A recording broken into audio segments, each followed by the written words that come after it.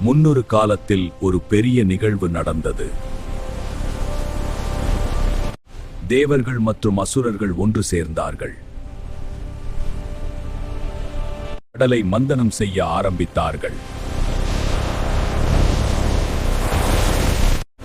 கடல் பல அதிசயங்களை கொடுத்தது. ஒரு பெரிய ஒளி வெளிவந்தது. அமிர்தத்துடன் தன்வந்தரி வந்தார். இது அமிர்தம், அதை எங்களுக்கு கொடு. இது தேவர்களுக்கு. அமிர்தத்தை பாதுகாப்பாக எடுத்துச் சென்றார்கள். அப்போது சில அமிர்த துளிகள் கீழே விழுந்தது. அந்த துளிகள் பூமியை தொட்டன. அங்கே ஒரு சிறிய செடி வளர்ந்தது. அது ஒரு வேப்பமரமாக மாறியது. அமிர்தத்தின் சக்தி அந்த இலைகளில் இருந்தது. இந்த மரம் விசேஷம். இதில் நல்ல சக்தி இருக்கு. மக்கள் வேப்பிலை வீட்டில் கட்ட ஆரம்பித்தார்கள். நோய்கள் குறைந்தது.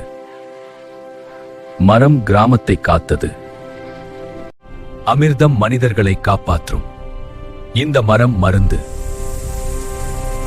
வேப்பிலை ஆசீர்வாதம் போல விழுந்தது. அது தெய்வத்தின் பரிசு. கிராமம் அமைதியாக இருந்தது. அது இன்னும் மனிதர்களை காக்கிறது. இதுவே வேப்பமரம் உருவான புராண கதை.